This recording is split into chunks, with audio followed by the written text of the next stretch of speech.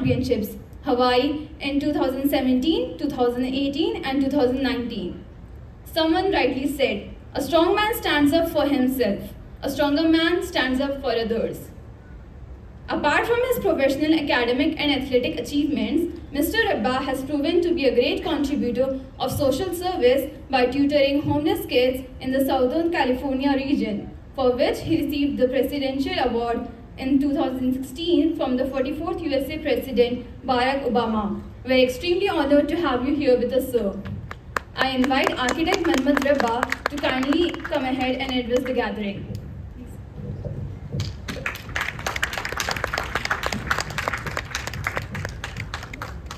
Thank you all. This is kind of not common to me. I mean, it's new. I used to be very nervous in my seminar classes in my first year. I don't know how I'll do it. I just put this presentation. I started this morning and like a last minute assignment submission. I don't know, just I did whatever I could. There are a lot of missing pieces in this journey. I mean, almost like 7 years of my endurance journey. I tried to compact in like few slides. I'll do my best. To be honest, I run, but I can't run my mouth, so have to excuse me if I'm not articulating well. I can run like really well, but not like, my mouth. So I think you've heard why I'm here. Like, I'm an alumni from this college. Started in '96 and graduated in 2001. Even though I was about to slip a few years, I made sure I finished within like 5 years. And that was my first accomplishment. So when you have challenges, like your assignments or whatever it is, you're pulled down for a semester or whatever, you have to keep moving, and then you have to make sure whatever it takes. There are like multiple ways you can accomplish your goal. You have to gather people around you or take support of your elders and faculty, and you should show your zeal, and you'll definitely finish within 5 years and learn what you want to learn. That's architecture. There's a lot of memories. If I go into that, like I will not be able to get to my endurance sport. So maybe that should be a TED talk by itself. So to give you a context, I don't know whether you guys are still doing this annual convention, Manasara. We are the first batch who started it in 2000. Are you still doing it? No? Okay. Maybe you can start again. They are doing it. Oh, yes. There was a pause due to COVID only. Oh, due to pause to, okay, good. So it was back in 2000, we started this, and because there were very few people used to go to NASA, and we needed everyone to enjoy the interaction between all the private colleges. So we created this, and I'm glad to hear that it's still continuing. So, I'm new to this? Okay. I'll go in a chronological order because that's the best way I can cover everything. So I'll talk about my childhood, my JNTU days, work in India, and my grad school, again, US work as an endurance athlete, and how I got to World Championships, what it takes to become an UltraMan World Champion finisher. So there's a lot of discipline that goes in it, not just like going and running. There are so many minute details which you have to be aware when you want to accomplish something which is like humanly not possible, or like I used to think it is not humanly possible until I did it. So I'll walk you through some of my journey so that maybe you pick some of it and use it in your journey. Childhood, like I grew up in two places, Miralguda in Nalgonda district, and as well as in Vijayawada. I finished my schooling there, so I'm from both the states. So I never played any sport other than like gully cricket, and I don't know, all other like gully sports. Other than that, I was never athletic. I didn't know that I could run 5 kilometers. And swimming was out of question because growing up in Vijayawada, there's a Krishna river, but none of my parents allowed me to go near the, I mean, like any other parent, like they will not allow you to go into the flowing water or like, with rapids. So that was out of the question. There was only one swimming pool in entire Vijayawada, that which was like about 20 kilometers from where we used to live. It was a task just to reach there, so forget about like getting swimming lessons. So swimming, I always developed this fear of drowning. We were always like away from any water body, and I think I carried it all the way until I was 34 or 35 years. Uh, Lifestyle, like like any of you, most of us, it's like we're like middle class, and the entire focus is towards education because that's how like we progressed in life. And being like a new country, if you look at our parents, like in 60s and 70s, education was the thing which actually established them in the life, and that's what we were taught. Like, okay, education will take you forward, and we continued the same path, and no other. Like sports was like, even cricket was like struggling back then. So education was the only thing. So never just like one of the visuals, like you can see, you'll see Padmavati ma'am, like I think Ravi Anand, you'll see the date there, 2000, April 21st, 2000 is when like we had this Manasara, and I was just exhausted lying down there after all night work. So after graduating from JNTU in 2001, I wanted to get into product design, and I managed to get into the final interview at NID and IDC. Those were the only two best schools in the country, and I gave it my shot. I didn't get through it, so for some reason. So again, I went back to working. I worked for multiple companies. First, I worked with Christopher Charles as an intern. He's an American architect based out of Pune. And I came back from Pune after my internship, and I started working for a couple of firms. One is Nitish Roy, is the one like who designed Ramoji Film City and like some of the entertainment parks around here. And after that, like just before leaving to US, I got an opportunity to work for San Diego actually Hyderabad Airport, because my undergrad thesis was in aviation, that is pilot training institute.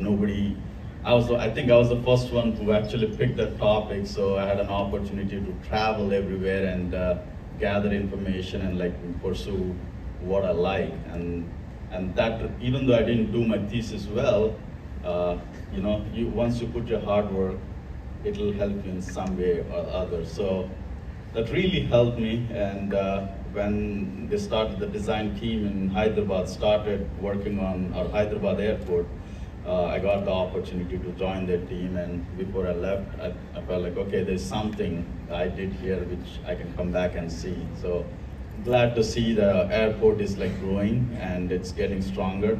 I think right now, when we designed it, it was for 12 million passengers, and it was actually, when you finish the whole, all phases, probably in 2030, it'll be about 35 million passenger capacity or more. So I think that's still in progress. Half of it is being built, and it'll continue to build. So here is the story. Post JNTU, I went to Clemson. I was trying to giving company to a friend. Like, he was applying for American universities. Since my attempts to get into a design school was gone, so I chose construction management, and I went to Clemson, and I graduated in 2006 from Clemson. And also, later, since I couldn't get into NID or IDC for product design, I had an opportunity to go to do a product design course in Art Center College of Design. So even though, there will be time if things don't work out at certain time, you'll always have opportunities to go back and pursue it. It's never a dead end, like if something doesn't work the way it has to work. So Yeah, I mean, Art Center College was ranked better than like NID and IDC, so I was like really happy to join that, and then I realized product design is not for me. So, so things happen for a reason. So just like go and like test the water, and you figure it out, and you keep moving. I worked on, after graduating, I worked in Vegas. I don't have work pictures, so this is one of the pictures I could find like after graduating. This is back in 2013. I worked in Vegas for multiple projects in Vegas, that is casino resort projects, and those are quite high-end projects. And after that, I moved around, and I ended up in Miami for an under ocean tunnel project. The picture you're seeing is about like say 120 feet below the ocean. It's a tunnel, and it's the cross passage where they freeze the ground so that the water doesn't like penetrate when you're like boring through it between the two tunnels. So that's a tunnel boring machine on the right hand side. So being in architecture, I always thought I'll become like one of, similar to Frank Lloyd Wright, or like we have those aspirations, but in reality, you do what you're given. So there will be, you'll be facing life, and whatever life throws at you, you have to grab it and keep going. This is one of the excellent opportunities. I've never imagined that I'll get into a civil, even though I was working on architecture projects there, like one of my hand was in the civil construction. So it's all about problem solving. What you learn in architecture is problem solving rather than like, designing or, designing spaces or designing like the luxury buildings. It's not going to happen that way for most of us. So this is the finish of the tunnel project, and one of the best things that happened doing this project was I met some amazing people. The guy in the front, he could run, he could talk more than he could run, so that's a good thing that happened to me. And he bragged about like a race, like called a triathlon. I'll come to that later. But that was the beginning of my endurance journey. That was the beginning of my endurance journey from this project onwards. This is a picture of one of the awards from the president back then. Okay, I'll go back. So, I'm rushing through it because I'm not good at like giving seminars right from first year. So I'm trying to read everything and then make sure I cover everything before my 1 hour time is up. Okay. How do you do a triathlon? I'll get to that. You have to, the biggest challenge is like how you balance life, work, and your training to accomplish what you want to accomplish. And before I jump into the process of doing any triathlon or an endurance sport, I think it's very important for you to understand different distances. What are the different types of triathlons? A triathlon is a combination of 3 sports. It started back in 1975 in San Diego. It's a multi-sport event. You swim, you bike, and you run. Like when it started, they started it as a smaller event, like a sprint triathlon, what you're seeing in the top one. Like they had to swim like 400 meters, bike around like a little island there, which like, few loops, it made like 18 kilometers, and then you run a 5K. So, and then like over a period, like people wanted more challenging things, so the distances increased slowly. And it went all the way up to Ironman distance in 1978.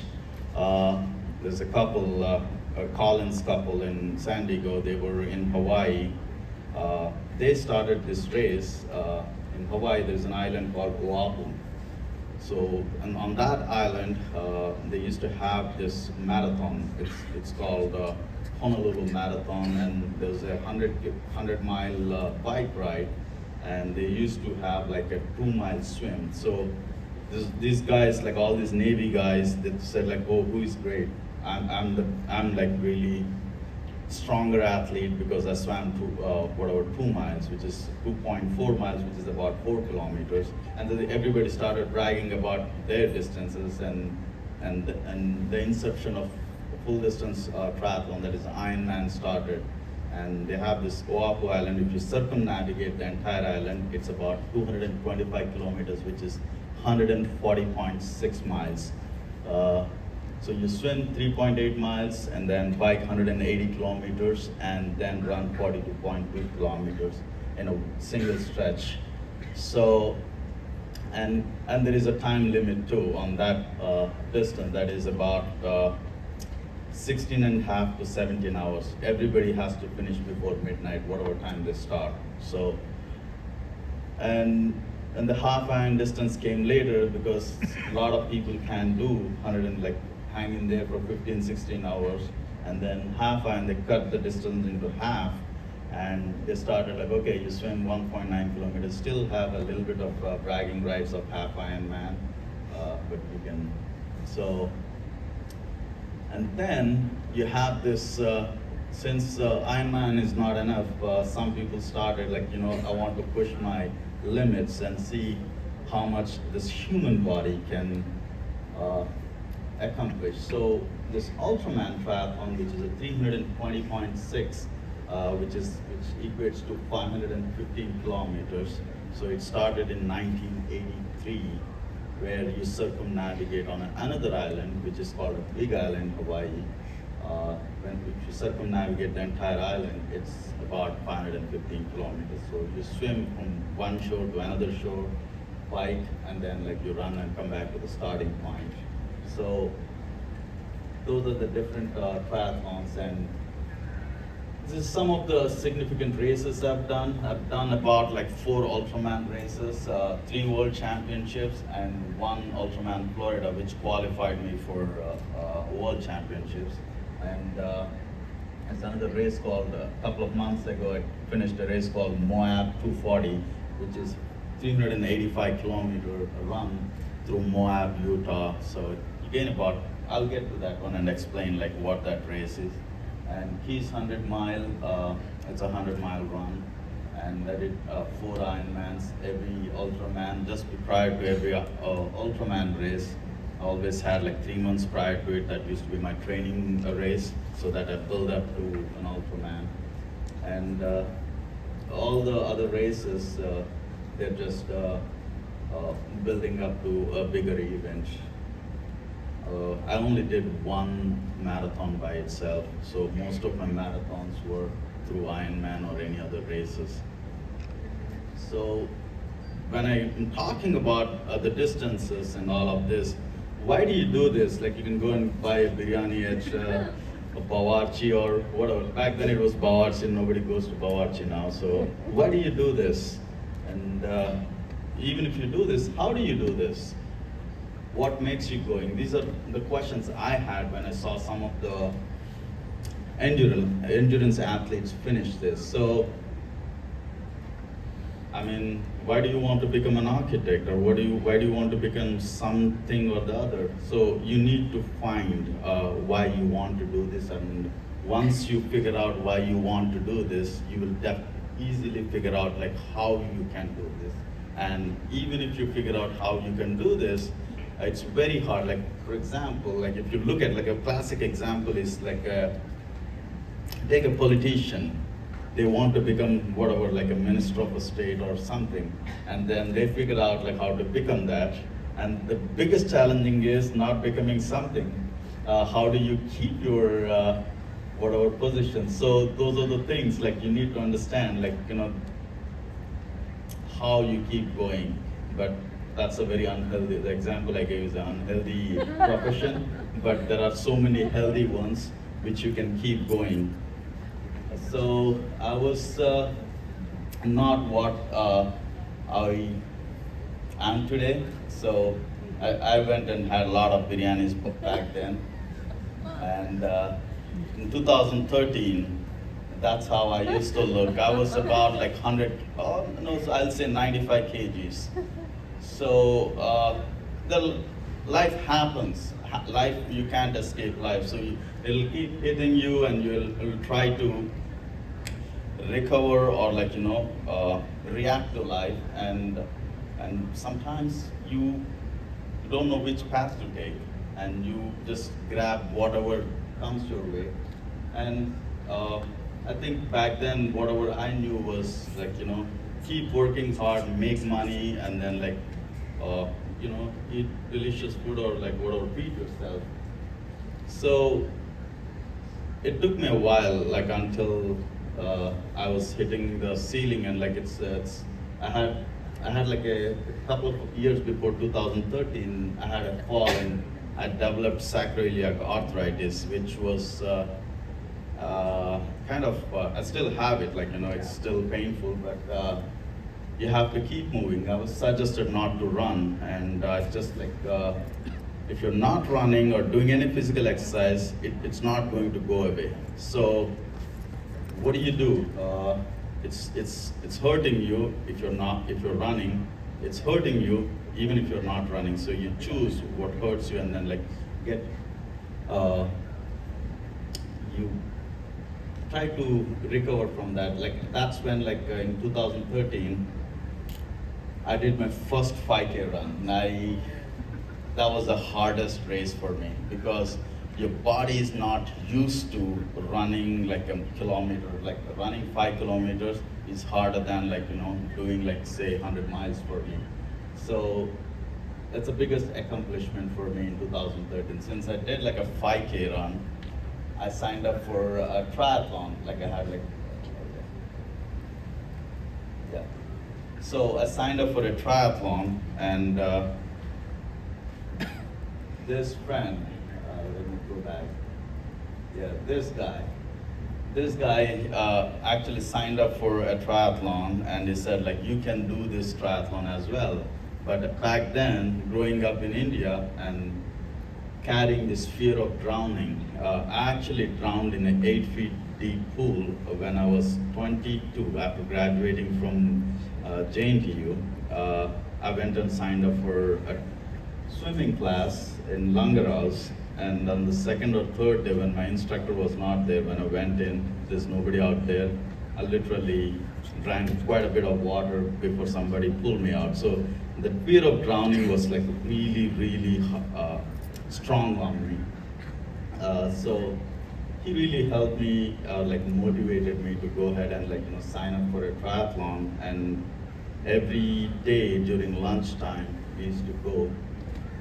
And there's a pool. I was working on one island, you go to the other island. This under ocean tunnel project was building a tunnel between these two islands. So the other island had a small swimming pool. So he gave me lessons for a couple of, probably a week. And then I went and started watching some YouTube where I used to watch a YouTube and go home and then practice one stroke at a time.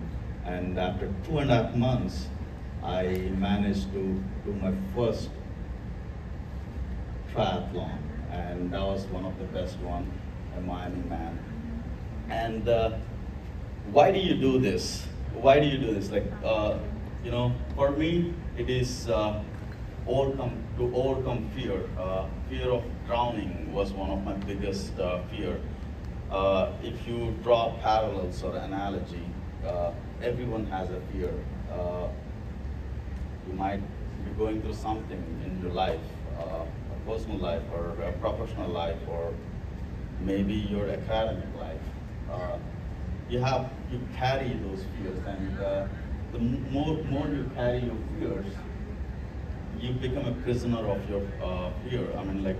You hold yourself in that prison of fear, and you only move what that prison cell allows you to do.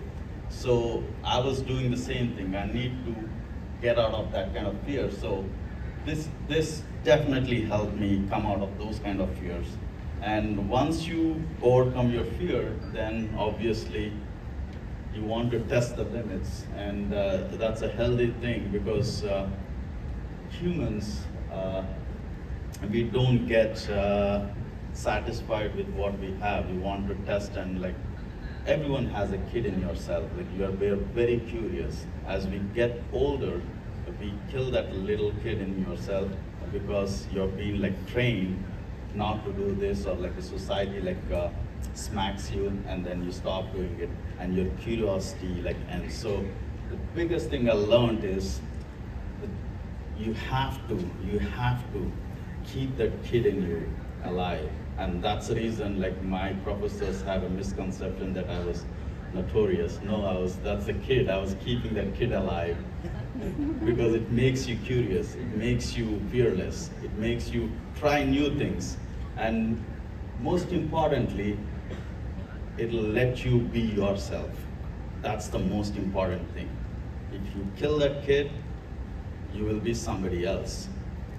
So you it's you have to probably you should go home and think, when was the last time you risked something?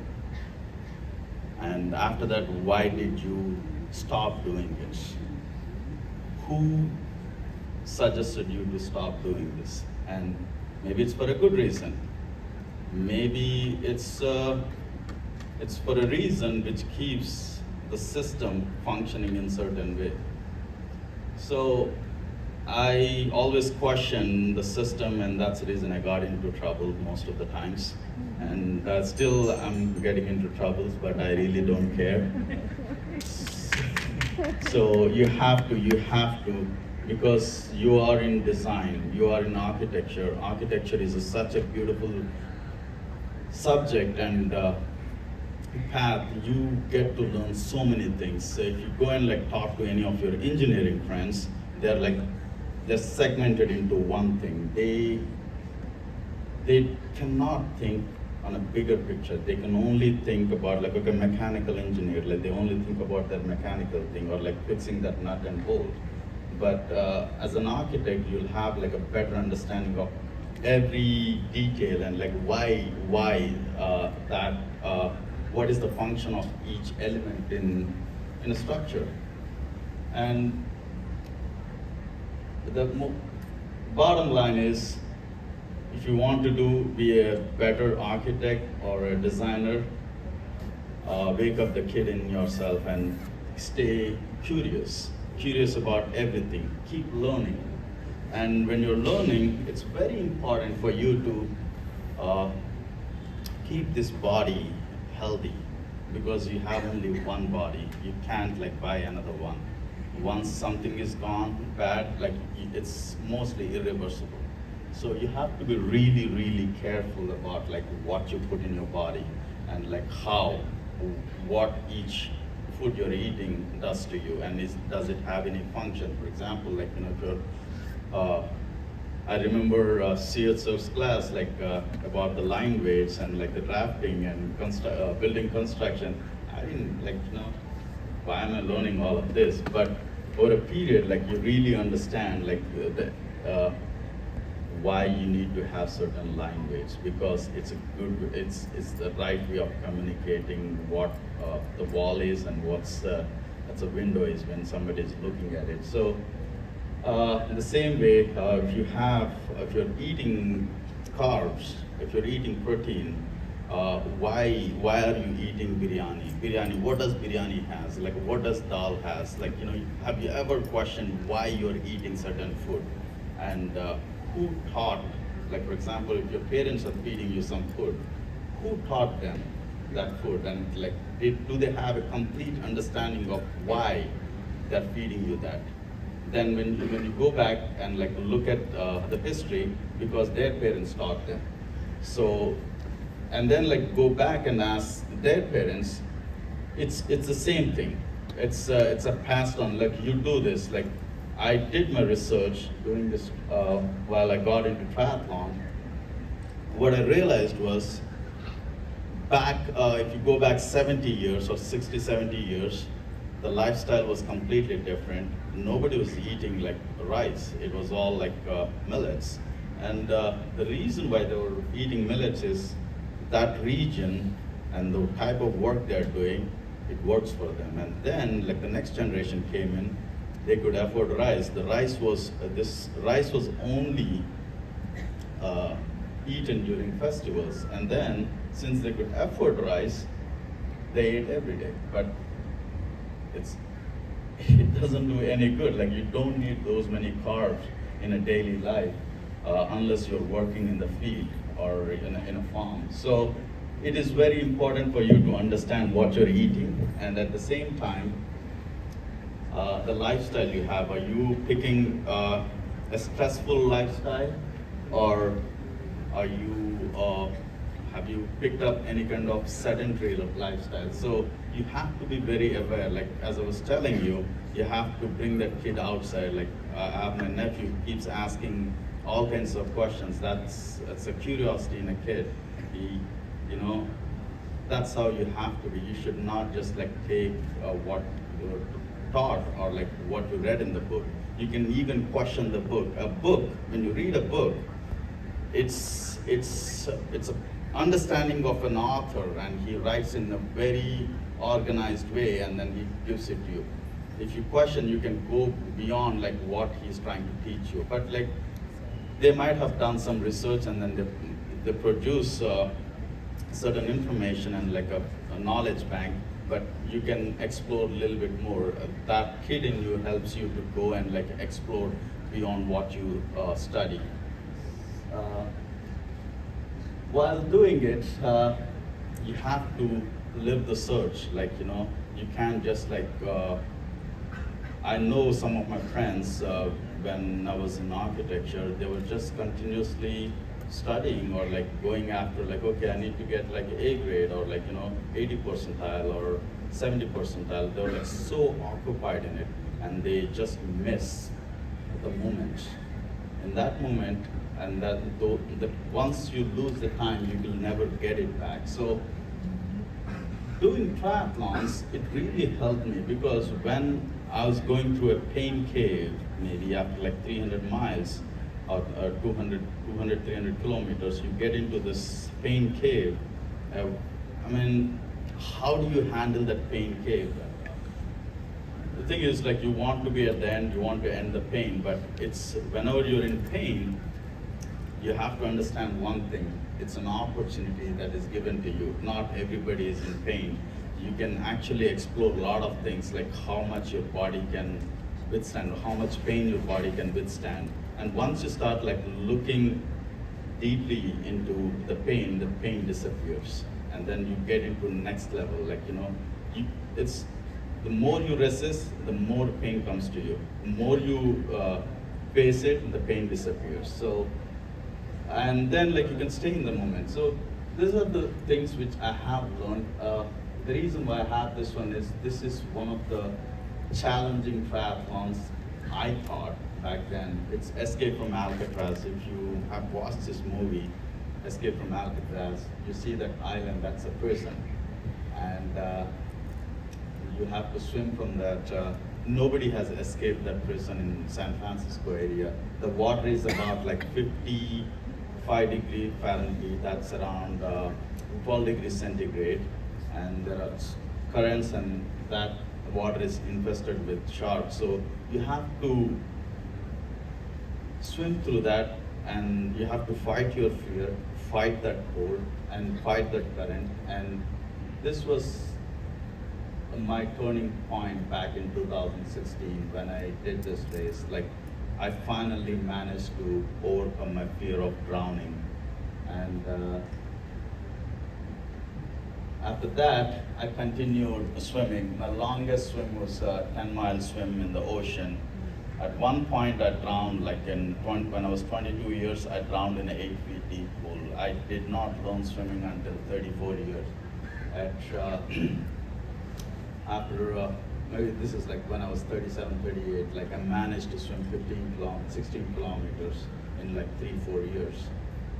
So, as I explained you, I'm just like jumping from one race to another because I need to cover so much of my journey. If I stop at one point, that itself becomes a big talk. I'm trying to give you like glimpse of each thing I put my finger on, and then maybe you can learn something. And what I would appreciate from all of you is asking questions, bringing that kid outside and then asking me questions so that I can actually answer things. I can come to the question and answers at the end. If you have something, I can. Yeah. So, as I explained, Ironman is a 225 kilometer triathlon. You swim 3.8 kilometers, 180 kilometers bicycling, and running 42 kilometers. And training for it is itself a challenge because I work like 40 to, I was supposed to work 40 hours, but like you end up working 50 to 60 hours, and you have to fit in like at least 20 hours of training. And then you have to, depending upon the Ironman race, sometimes some of the races are in the ocean, some are in the river, and some are in the lake. So the ones I did were in the open water ocean, so I had to drive like probably 80 kilometers from where I used to live. And I was so fortunate to find some really good group of people who were swimming in the ocean every weekend. So I used to drive like say 80 kilometers, swim for an hour with them so that I get comfortable swimming in the ocean. They spotted a few sharks here and there, but if you're with a group, you can, you swim a little bit faster than the guy and it catches the other guy. So you have a motivation to swim faster and stronger. So is to go and swim in the ocean, and work-life balance is the biggest challenge because you have to find time. How do you find time is you have to be so disciplined. I'll come to my daily routine later, but I'm just like throwing in what is required to do an Ironman training. And obviously nutrition training. You have to train your body for the kind of nutrition you'll be taking on the course, because I've seen many of the Indian athletes who really wanted to come and do an Ironman. They have a lifestyle, and rather than going through a structured way, they only go with like what they hear. Like the way what we do here is like, okay, rather than doing the research, okay, this guy told me to do this, and this guy told me to do this, like kind of they map different suggestions and then go and do things, rather than putting in the research of like why this guy said, okay, his background is different, his context is different, his way is different, his goals are different. He gave me a suggestion, and this person is giving a different thing. Maybe they match because they have the same context or the same platform, but you as an individual is very unique. Your body is unique, your DNA is unique, and you have to understand your DNA. You have to understand your capabilities. You have to know yourself first before you jump into any kind of training. If you start like training your body with the food, what the other person eating, you will not make it. The key is understand, know yourself. If you don't know yourself, it's not, you will definitely eat some dirt. So that's the key thing. I think I have like one finish.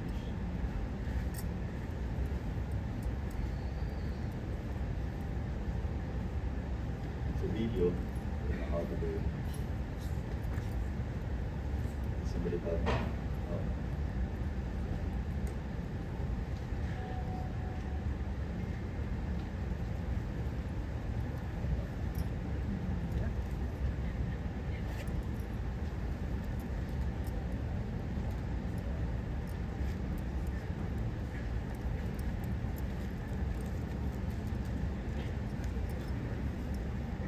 It's okay. It's okay. No.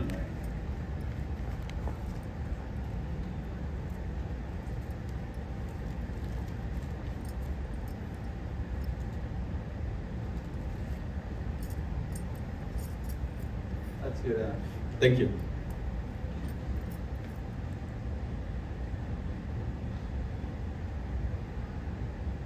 All right, as I was talking about Ironman, which is a 225-kilometer triathlon, these are some of the human aspects which you need to consider. That is your physical ability. You have to train your body to be physically strong to do that distance. What happens is your mind tells you to do certain distance, but your body is not ready for that distance. So you have to listen to your feet, you have to listen to your quads, you have to listen to your every part of your body. Maybe a lot of people we can't see or we won't see any of our organs, and they also try to communicate with you through different ways. So you need to understand and like see what your abilities are, and then use your nutrition to alter or train your body to attain that physical ability. And definitely, even though you're doing this lifestyle throws a curveball, because like you have a friend, he drags you to a bar or like it drags you to a restaurant, and again your liver starts like struggling. So you really need to understand what your lifestyle, what your surroundings are doing to you, and how they are like altering or like damaging your physical ability, or altering your nutrition. So they all work hand in hand. And yes, mental and psychological ability. You have to be outside. That's what I'm saying. Like you got to be curious. When you're curious, you get into trouble. When you're in trouble, you'll figure out how to get out of the trouble, and it makes you really strong. I mean, when you get into trouble, you're not harming others. You're just like, you're not going with the system. That's the reason you might get into trouble. So you figure out like how to you understand the system, and then like try to figure out how to come out of the situation, and that makes you really strong mentally. Even though people are like stopping you or from progressing, you know how to get to your goal. And growing up in India, definitely it really helped me how to get mentally tough compared to many of my friends out in US and other parts of the world. One of the biggest thing is, I don't know if you guys are still drafting your drawings. I learned you require a lot of patience when I say mental strength. It's all your patience. And in our first year, second year, and third year, we used to do a lot of rendering, like a dot rendering. I mean, that takes a lot of patience from you. I mean, like just putting one dot at a time all night long, and next day and day after. So it's architecture definitely helped me build my patience level. And another important thing, since Nivedita ma'am is here, I never studied structures, but I used to attend her class. I remember a few things: point load, UDL. And then I understand that it's like a point load. Like if you put a point, like if on a thin surface, it breaks. And the UDL, uniformly distributed load. So if you distribute it well, then like a slab, you can withstand the weight. So this is basic things. And later, when I was doing my master's, I ended up being a grad student assistant for a structures professor. That's when I actually ended up learning the entire structures. But the concepts I learned here really helped me in my triathlon. You think that how does structures help you do a triathlon? A lot of people, when they run a marathon, they say, oh, I can't run because I'm getting a knee pain. If you think through it, why do you get a knee pain? Because you are distributing the load of your body to a point. And that's the reason when you give that point load continuously, you start damaging that knee. So if you're looking at this body, when you're running, there is something called biomechanics. You have to, when you're jumping, you're throwing like probably 8 times the weight. So you have to make sure your muscles absorb that weight and then like distribute uniformly along the body. If you're not doing that, you're basically giving it to your knee because your skeletal structure can handle it, but it can only handle till a certain point. And if you damage it, it cannot recover. But if you transfer your loads to your muscles, then after maybe a day, your muscles will recover, and you can do whatever. You can strengthen your muscles the way you just make sure you have, like, instead of putting a 3,000 psi concrete, you go for a 5,000 psi concrete, and then it's stronger, and then you can take more load. So you can draw analogies. Architecture, it's like if you take this body as a building.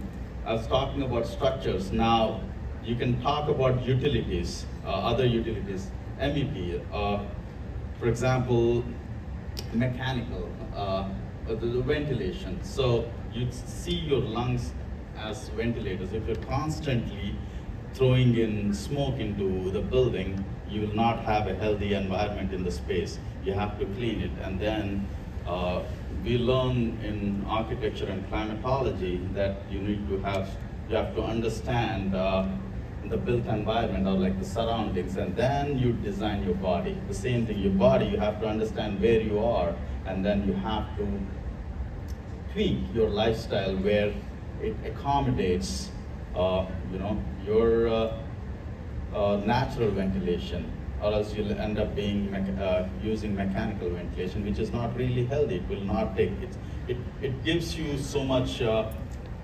added costs in your building function. The same way you can relate plumbing, what you're eating. Okay, you have to have a cleaner water so that, like, you have everything clean. So what's coming in will go out. So if you have a GI issue, you'll be stuck in your race and you cannot move. Like a lot of athletes, they just like stop. Maybe they have GI issues at different point because what they're taking is based on what somebody has told them, but not what they should be taking based on their bodies, asking for. So it's like you just relate, and the reason why I'm throwing this is so that you guys can start thinking about your health, about architecture, how you can relate architecture and there's a physiology. Because if you look at like any of the doctors or medical students, they don't have creative solutions for a lot of medical issues.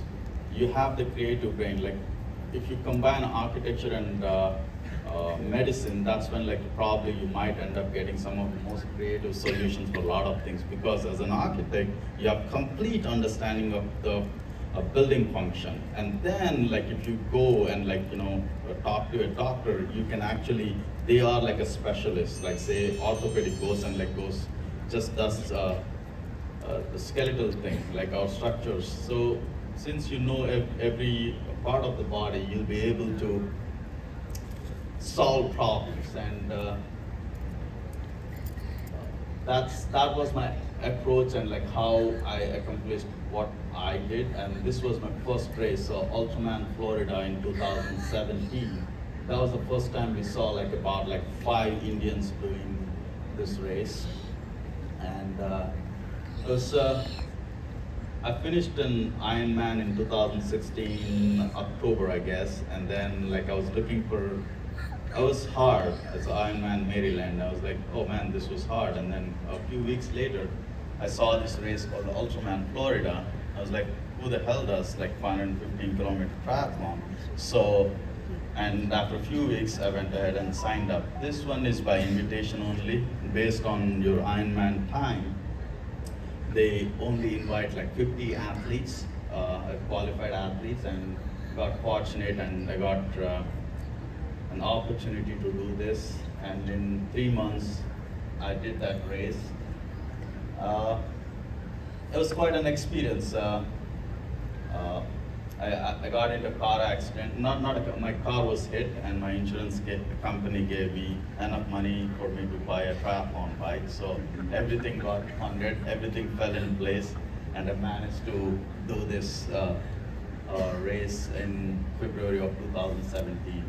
And after doing this, this was the qualifier to get into UltraMan World Championships. So this one says 18, but I did 17, 18, and 19.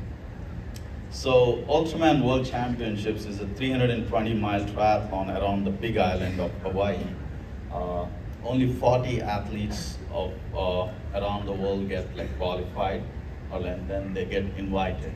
And I was quite fortunate to be one of them.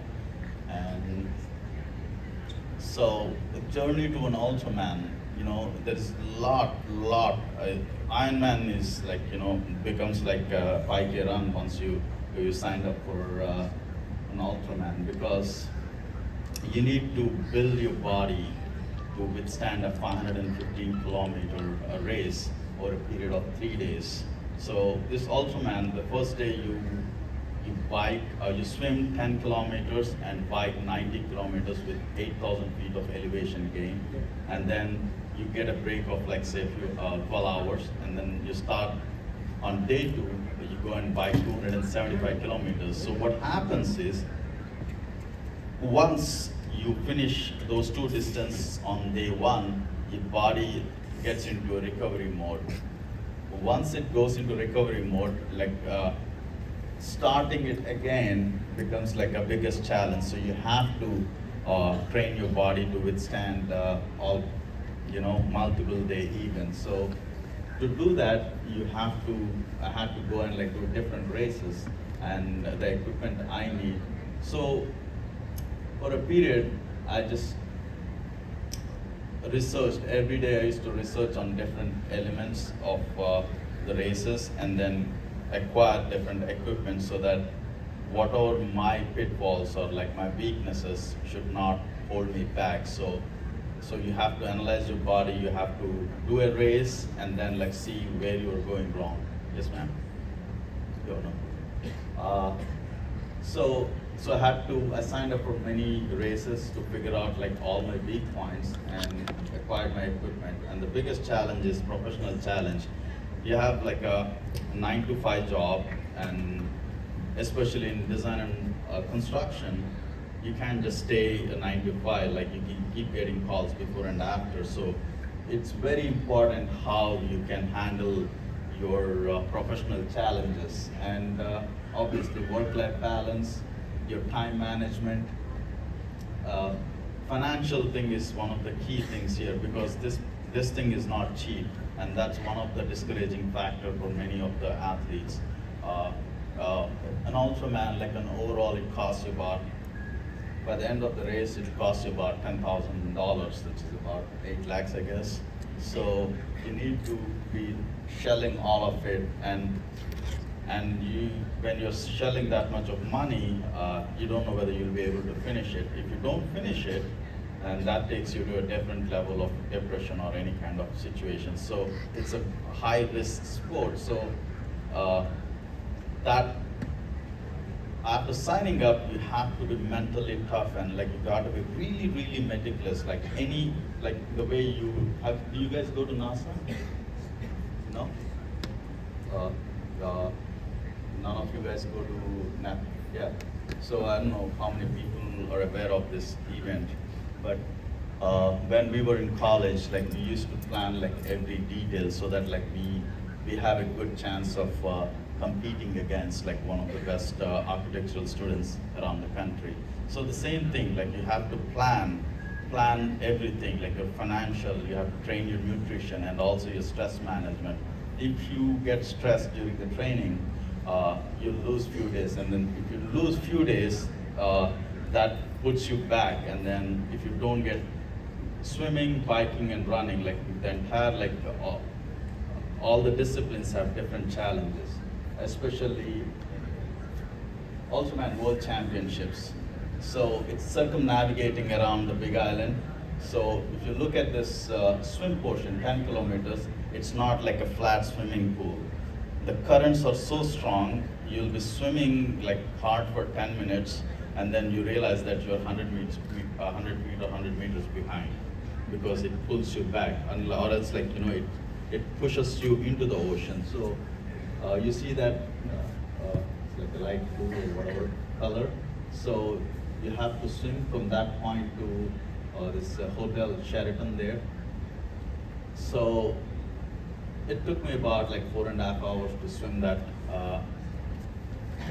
thing, and after that, like, you have to bike 90 kilometers to Volcanoes National Park, which is about 8,000 feet of elevation gain. And on day 2, you have to go and like the green thing you're seeing is 275 kilometers. Again, like 8,000. 1 year we had to go up Mauna Kea, which we had to gain like 14,000 feet. The thing is, it's not just doing the distance. You have to finish within the time frame of 12 hours every day. So I've seen in 2018, there were about 6 athletes who finished in 12 hours, between 12 hours and 12 hours 10 minutes. They missed, after 12 hours of biking all day, they missed it. One guy missed it by 15 seconds. One missed it by 2 minutes. Imagine the frustration after 12 hours of biking 275 miles. So you got to be really meticulous. And second year was really hard in 2018 because it was like 14,000 feet of elevation gain. With when you're biking at certain section, you will have crosswinds of about like 50 miles, which is about 80 kilometers per hour, a crosswind. So it can, and you're going downhill, like maybe you're putting like about 60 kilometers per hour speed going on the bike downhill, and then the wind is pushing you into the middle of the traffic. So there's so many technical details which you need to build your strength. And this building up to this one, I had to put myself into certain situations, like I had to find places where they have stronger winds and then go and train there. And also in the oceans, when there is like a rain or like heavy wind advisory, I used to go and like swim in the ocean so that I could simulate those kind of conditions to swim in those rough currents. So living in San Diego, I was quite fortunate because I swim in the same Pacific Ocean as where this race was held. And one of the most important thing about UltraMan, it's not about like proving your physical endurance or physical ability. It's based out of 3 principles: aloha, ohana, and kokua. Those are the 3 Hawaiian words. Aloha means a love, like, it's not like a romantic love, it's about like, a love between 2 individuals, or like love with some kind of a plant or anything. If I translate it to Hindu scripture, it's basically a lot of respect, like namaste. What it says is like you love and respect the other person, you call it namaste. So in Hawaiian culture, when you see somebody, they say, instead of saying hi, they say aloha. So it same translates to that. And ohana means family. So to do anything, you need a family. But like the concept of family is not like your mother, father, brother, sister, siblings. It's what you think. If you go back into Hindu scripture or like any other religious, they always have this concept called Vasudhaiva Kutumbam. Or in another religion, they all like bond and stay together, because you have to support each other as a family, not just people, but also you have to be as a family with every being. Like you take it, plants, animals. Unless you respect and like take them as a family, you're not going to survive in this world, like, So that's one of the thing. And kokua, it means help.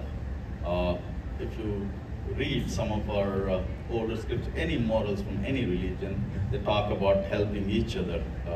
And if you translate, like what I know is like, and what is that phrase? Karmanyo vadikaris, Vadikaristu Mahapaleshu Kadachana. So it's like you have to work incessantly without expecting anything in return.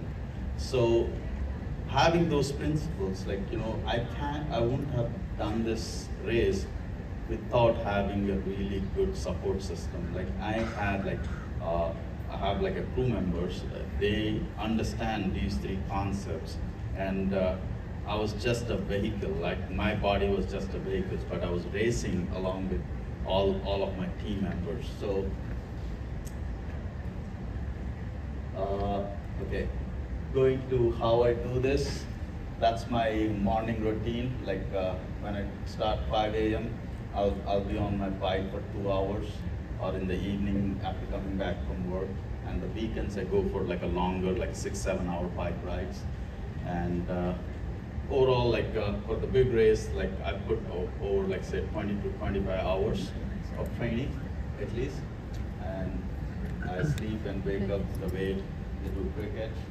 And this ohana is like, you have to surround yourself with the people.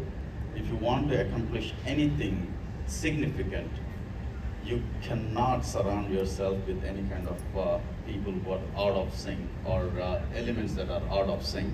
So I'm kind of fortunate, especially because living in San Diego, there was a lot of like-minded people.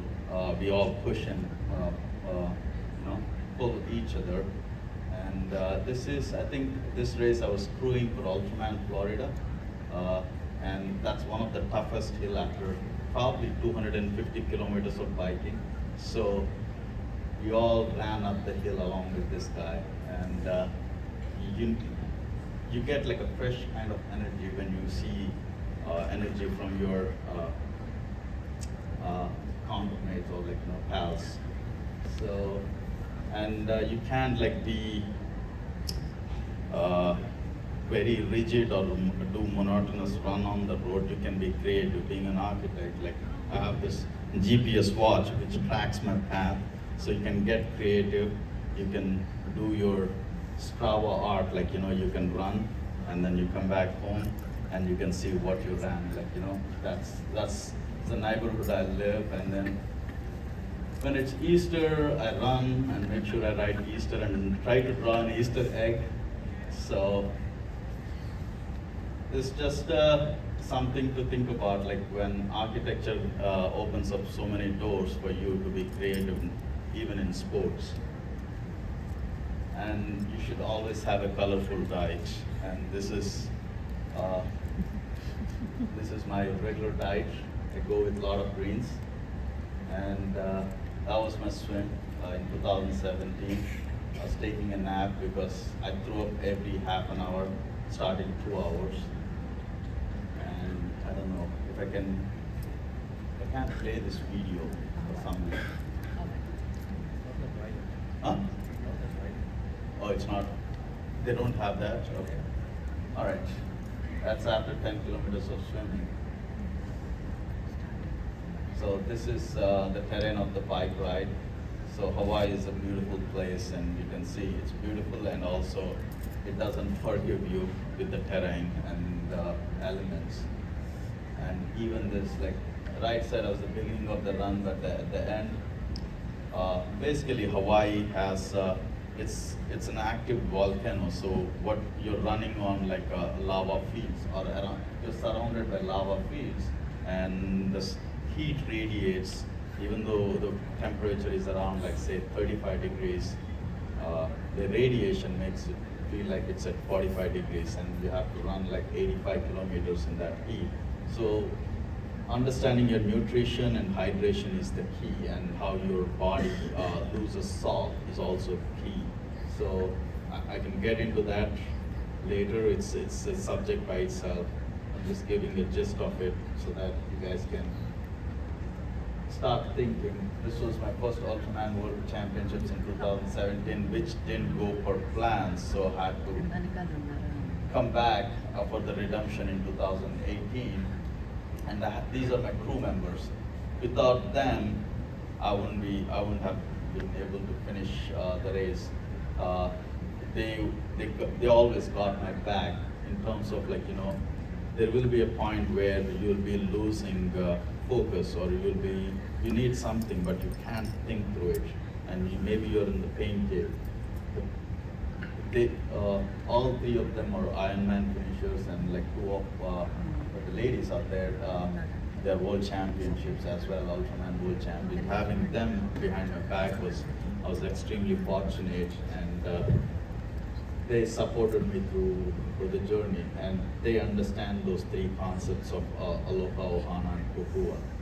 And these are the list of races, as I was telling, to prepare for UltraMan Worlds, and I went ahead and like crewed for another athlete in Florida, so that I know what my crew is looking at me and how they can help me better. So I became a crew member to understand how I can get better help. And then there are multiple races like Wildflower Triathlon. I did an Ironman Wisconsin, did a 10-mile swim, and then did a 12-hour World Time Trial Championships. I got about 204 miles. I don't know how that people 326 kilometers in about 12 hours. So came in third in that, and then I did my World Championships. This is my weekly schedule. I don't know, I'm just like giving you my resume rather than going through a motivational talk, but it's mostly turning into an informative session. I'll get into question and answers so that I can answer some of your questions. So typical weekday, wake up at 5 a.m., do a 2-hour workout, either bike, run, swim, or strength training, breakfast, cook my own breakfast, rush to work, and then during lunch I give like 4 to 5 miles, which is about like 7-8 kilometers within that 1-hour gap. Most of the times I just run to a sandwich shop, eat that sandwich, full stomach, run back to work. So that's how I train my body to have run during any kind of upset stomach. Evening generally, let's go and swim for an hour or so, prepare my dinner, and then generally I get about like 6 hours of sleep. Ideal thing is you should try to get about 8 hours so that your body recovers, which I never did. And Saturdays, these are like a long bike rides, 4 to 7 hours, running 30 minutes, and Sundays generally I swim for about a couple of hours, and then run for 2-3 hours. And this is my lifestyle leading up, and still I maintain. For past 2 years I don't have a car. Prior to that I had, but I don't have a TV at home since 2012. No Wi-Fi since 2015. No alcohol, no processed food. I prepare my own food, and I go and shop directly from farmers, because that's how you know the source of the food and what you're putting into your body. And you got to be really be aware of all the negative energies. The reason why I'm telling all these things is, like, as an architect, an architecture student, design students, you can actually take some of these concepts and actually transform into any kind of design, because this was the approach I had to accomplish some of the toughest races in the world. So I had a very selective socializing so that I don't get involved with negative energy. This is Hawaii, one of the most beautiful islands in the world. This is my crew at work preparing for the race. And this is a small gift I generally give to all the 40 athletes because they're coming from different parts of the world. This is what I share, Indian culture, some of the artworks. I made it in 2018 as well. And these are the two great individuals. These are the legends. They are the first ones to finish UltraMan World Championships in 1983. Being the first person to finish that, they have more wisdom than anyone, because they had no reference point. And it's all, I had to figure out everything. And having them, Kurt is my coach, and Artist, she's my mentor and second coach. So they both were behind my back, behind me in my success and 3 world championships. And what inspired me till date is this foundation called Challenged Athlete Foundation. When I kind of drowned in my first triathlon, like I tried to do, and I was pulled out of the swim. And there was a guy who finished the swim, and he was running. He finished the swim. He didn't have both the hands, and he finished the swim. And with both all 4 limbs, I couldn't finish the swim. And that really motivated me. And this organization, Challenged Athlete Foundation, this guy doesn't have a leg, so they swim in the ocean, and I buddy with them and then bring them back up to the shore, and they do triathlons. So it's quite inspiring to see how they overcome the challenges life throws at them. So we have more things than what we think we don't have. So you should actually figure out what you can do with whatever limitations you have. And watching them every year motivated me to do and push the limits. Currently, I'm working for San Diego Airport. We started a new project. That's my lifestyle. So I walked through some of this UltraMan World Championships and what inspired me. And now in my journey, I'm jumping into ultra running. Some of the challenging runs is this Bartley Fall Classic. You'll have to watch this movie called Bartley Marathon to understand what this race is.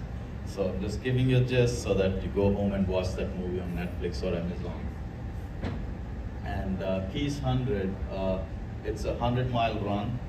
I did this in 2021 to raise funds for COVID victims.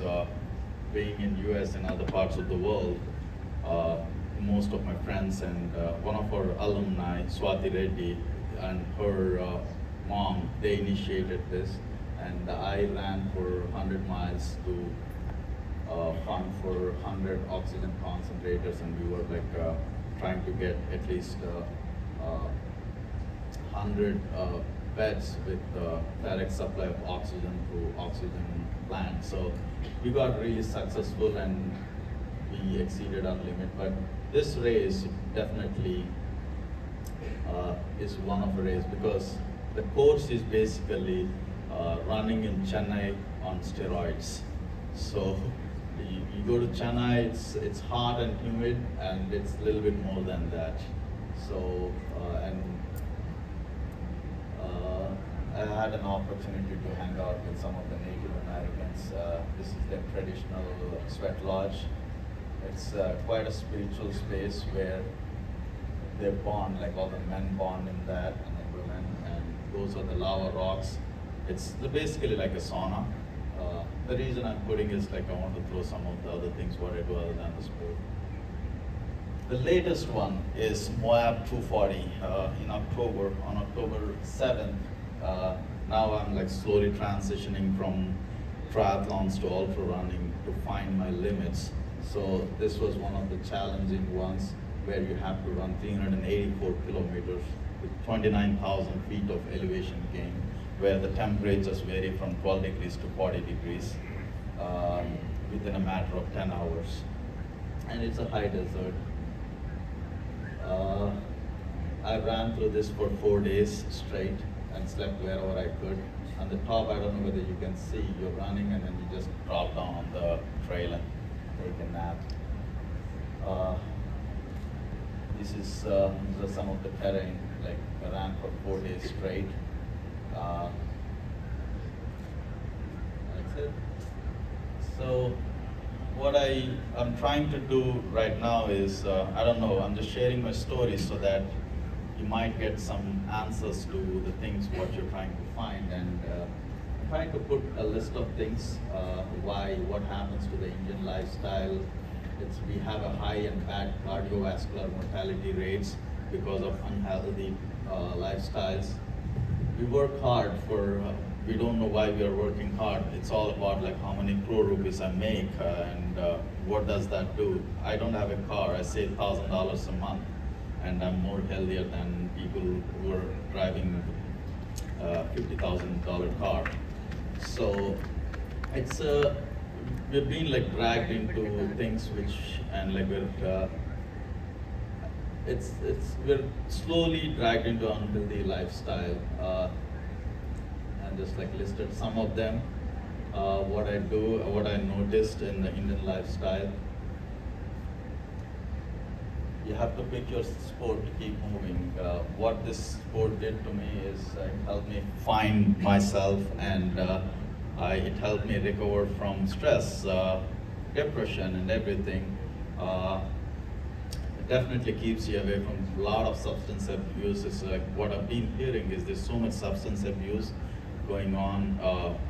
Even in India, I thought it was only in US, but like the numbers I'm listening, it kind of shocked me.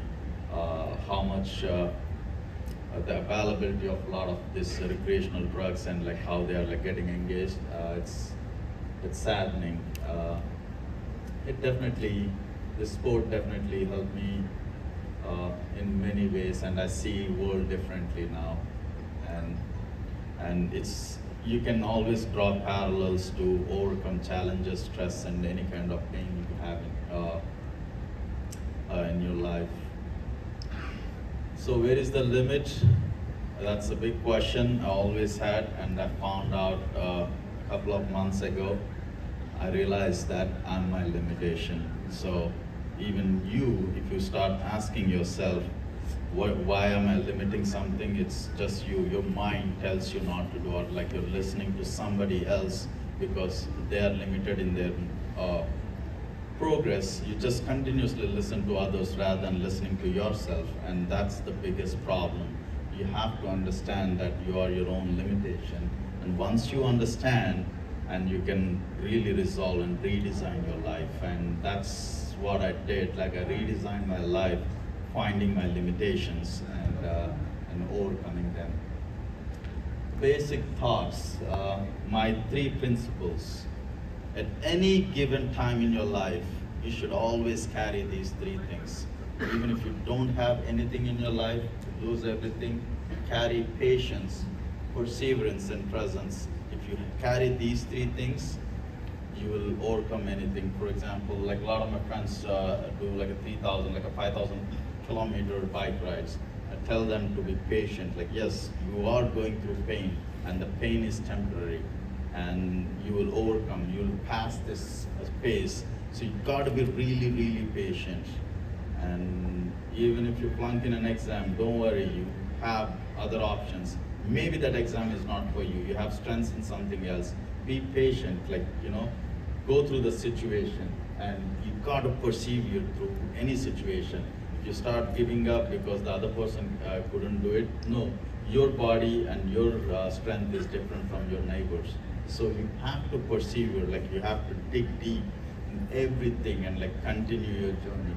And presence, that means you gotta live in this moment all the time. Like I still have my first triathlon. It was a 1 kilometer swim. I started cramping up in my legs, and again, like a fear of drowning started again. So at that moment, the only thing I could do, if I don't take that one breath, if I don't stay in that moment, I'll drown again.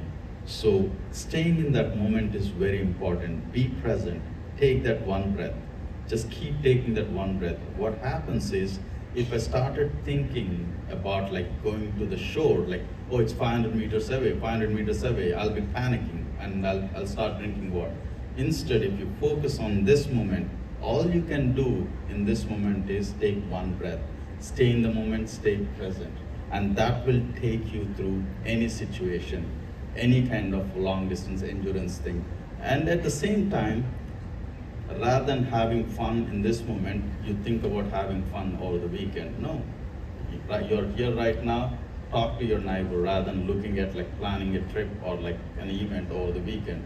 You have a friend sitting next to you, have a meaningful conversation, have a meaningful activity right now.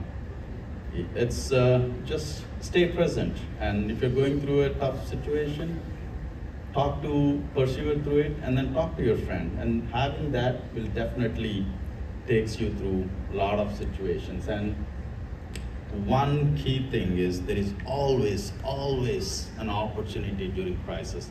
You got to be really creative in grabbing that opportunity. And if you're going through pain, like I tell my friend, he was doing a marathon and he's having some kind of foot issue. I told him, like, okay, listen, you're having a foot issue and you are 3 miles away. Now, think about this. You signed up for 100 miler. You are at 25 mile. You have to run another 75 miles.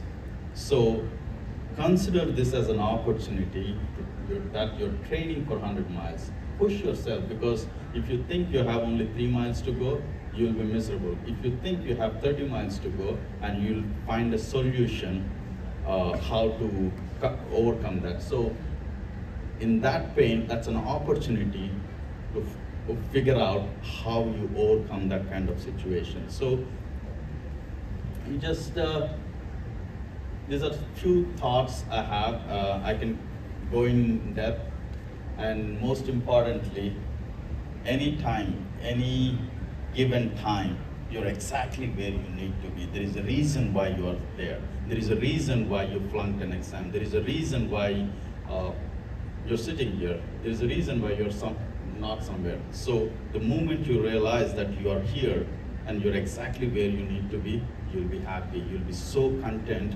You'll enjoy this one life, and then you can accomplish anything you want. Not because, like, oh, this guy is driving a Mercedes, or I just have a smaller car. No, there's a reason. Like, you will not see things. I'm running, and the other guy's going in a car. When I'm running, I see everything one-on-one. I experience life better. That person only sees those, like, air-conditioned space. So just stay content, and this is what I learned through my journey. And if you have any questions, I can walk you through and get into details. It's been almost an hour. So any questions, I'm open to take. Yes. In your slide, pick your sport, keep moving. Yeah. In your slide, pick your sport, keep moving. There's a last point which says, use opposing elements to your advantage and get stronger. Could you please elaborate on that? Yeah, so I have to give you, for example, when you're biking, and if you're going through stress in your life, you're angry with somebody. For example, you came back from work, and you don't like your boss, what he did to you. You're angry, extremely angry. You want to punch him in his face. That means you have so much energy. How can you use it? You want to go and like punch him. Rather, go for a run and use that power run. When you go and like run stronger, it builds you. Instead of wasting your time on other person, you are using it to make yourself better. So you have to think through it, why I'm having this energy, negative energy. Use that for yourself rather than giving it away to others. So.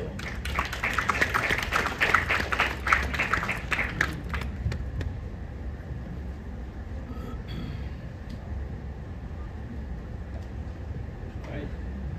Oh, she has a question she wants. I just want to know how your counterparts or your classmates here in JNTU look like. Him? He's even, and there, out there in the So backstage. if you're all together here, we can see. Praveen, Raj. Are Asif.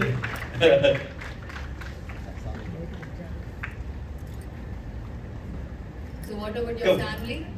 Sitting in the front row. And others? So how do you say that your journey, like, how is your family putting up with you? Well, they actually, a lot of them don't know what I do. It's because it's kind of very unique. It's very hard to explain. So I just tell them, after I finish my race. So yeah, it's just like you go and do. Okay, he's doing something. So I have my own way of doing it. I only give them tell them. Family expectations. Yeah. So you are here in Yeah, no. India or something? I'm in California. I live in California now. My parents and family live here. So Okay. So what about here? Is there any plans? Like you're planning anything yes, here for Ye- India yeah. or for Hyderabad? Yes, I have good plans, but the thing is, like a lot of people are not aware of this sport. I want to bring a lot of awareness because I'm the first Indian. I can brag about it openly. So, but the thing is, when I go and like run with some of the groups here, they're limited with their information, and I see some of the ultra bikers who are coming to come to US to race. They still have knowledge gaps. So I have like access to so many like uh, knowledge banks. So whatever I can, I want to bring it here. I'm looking for a platform where I can build this sport or like give the clean information to people so that we all can like build like really good athletes. I mean, I see this sport of cricket. I can say it like even though it can be controversial, but I'll talk it like openly. We've been colonized for almost 300 years, right? And we were told what to be done by Britishers. And prior to that, we have a lot of like class system, and like everybody was told what they have to do. And the same thing now, if you look at cricket is colonizing all other sports. It's high time you bring out like the true potential. Like, I know amazing athletes. For example, one of my friend's brother, Zakir, he's an amazing soccer player. After college, he just stopped because there is no future. And the reason why there is no future is because cricket has colonized other sports, and they dictate what other sports how much they can progress. So, every individual is different and they have a potential in different way. I didn't realize that like I can do this race until I tried it. If cricket is taking those platforms, everybody is going and trying to be somebody, Sachin Tendulkar. No, be yourself. Michael Phelps is Michael Phelps, and Sajid is Sajid, and Raj is Raj. Don't be Raj, cannot be Michael Phelps. Raj will be Raj, and Michael Phelps wants to be Raj. So it's like, you never know. So tapping into your people's strength is the key. And I'll do what I can do, and I'll share my stories and like my experience and my skills with other budding athletes. Have you never been labeled selfish? No. Selfish, yes, I call myself selfish. This is a misconception. The understanding of selfish is so wrong. If you look at Bhagavad Gita, I'll get into this. It talks about three basic principles: Swarth, Pararth, and Paramarth. Swarth means you say selfish, but it is not selfish. It's you have to take care of yourself. If you don't take care of yourself, you don't qualify to take care of Pararth, that is others. If you're drowning, how can you pull other person out of the water? You can't call yourself selfish. You're building your strength so that you can be helpful to others. You So, can say selfish is equal to self-love. yeah, basically, it's how to perceive it.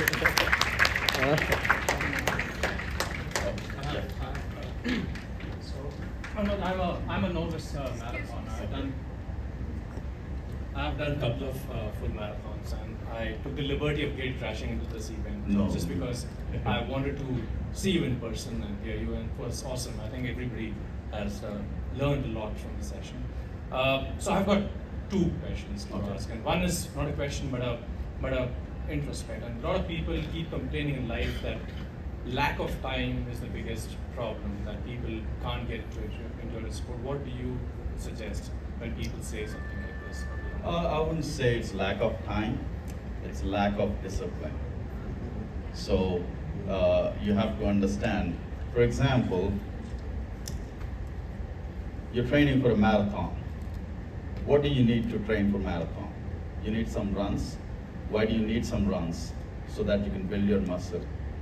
Now, when you are at the kitchen counter, you have to make a breakfast or lunch or dinner, or like, you're working on your computer. So you have an opportunity at that time to train for your marathon. While you're doing, you can do a single leg squats while doing this. Or you can do some sit-ups. Or when you're on the phone with somebody, you can do a 5-minute plank. That makes you really strong. The thing is, they don't want to do what they should be doing. They're just like giving excuses that they don't have time. They have time, they have opportunity. You have to be very creative in grabbing those opportunities. Do a plank. How many minutes of plank do you do? Max I've done is 2.5. Yeah. So do you take like a 10-minute phone call? No, I avoid phones when I'm. But like are you in a meeting for an hour, like a virtual meeting for an hour? I've never dated to do a plan. Yeah. So it's like that you will have opportunities. You can stay on the plank for longer, and then you can do sit-ups for longer while you're doing something. And you really don't need, like I have friends, 50-mile runs. And in 2018, like 3 weeks before my race, I twisted my ankle. And like I was perfect, and then twisted my ankle. And I was worried. The key is, one of my friends who's a really good coach, he told me one of his athletes only runs for 20 minutes. He ran for only 20 minutes every day. And he did 8.5 hours, 50 miles in 8.5 hours. That is so, you can, like the thing is, when you do those 20 minutes, more than consistently, why are you doing that run? I mean, you cannot do a junk runs. You have to know, okay, today I'm doing speed workout. Today I'm doing like, trying to do my A skips, B skips, and like trying to engage how my foot lands and what's my stride length, like improve my stride length, or like improve my cadence. So those 20 minutes you have to think through why you're running. A lot of times they think, okay, 20 minutes I'll get 2 miles. No, those 2 miles should be quality. And if you're just doing junk miles, then you're not having enough knowledge, you don't have discipline, and that kind of thing. So it's all in like your drive. If you want to accomplish something, you want to go for something, you can break it down and then figure out things. And my other question was, do you coach people? Yes, I'm a USA Triathlon certified coach, and I coach, but it's very important for me to understand my athletes. So I interview them because a lot of people, they want to train or like do a race just to brag, but this is a lifestyle. This is like, if I'm training somebody, I want them to be a better person and then like pass on that. So that's how, like, I'm passing on not just the techniques of being faster or like efficient, but also being a better person. So I coach. I have a holistic approach. Thank you.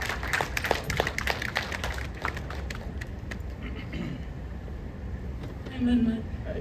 Hey, can you explain more on the nutrition part, and also how you overcome cravings, or you also mentioned you avoid processed food. So could you please, and how important is nutrition? Nutrition it's the fourth element of the triathlon, because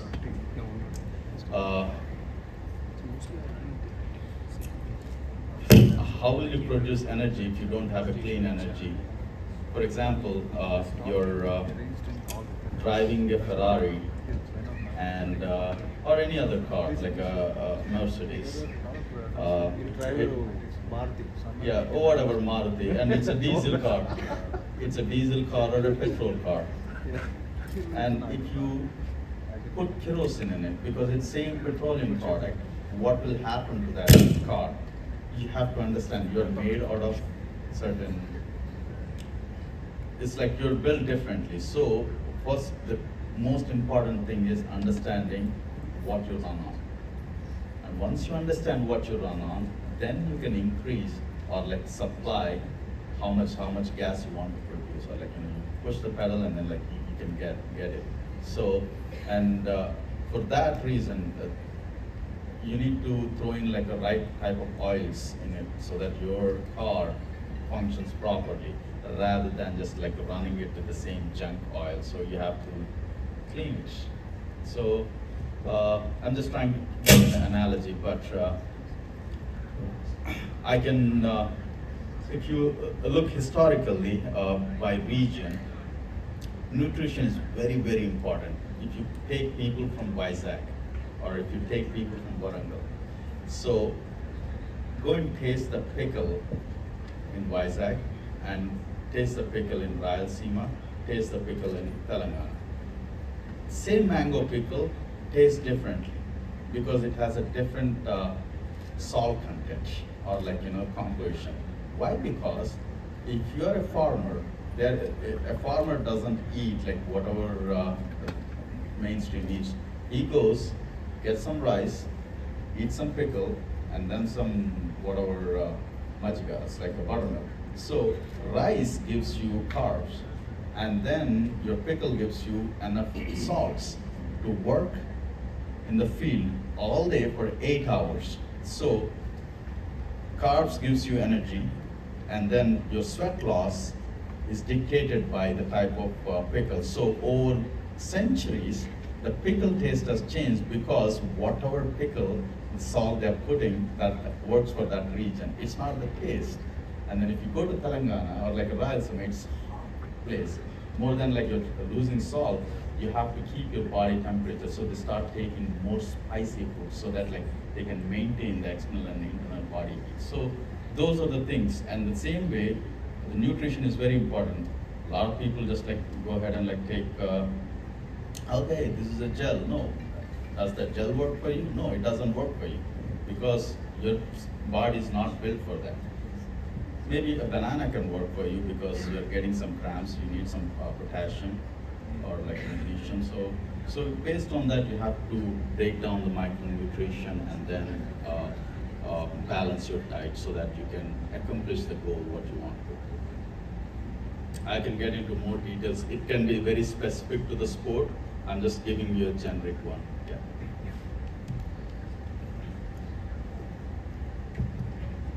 Thank you so much, sir. That was indeed an enlightening session. We can continue with the questionnaire. Anyone who has questions can ask him personally. Yeah. Handing over to you. Thank you everyone for this opportunity. I appreciate being here.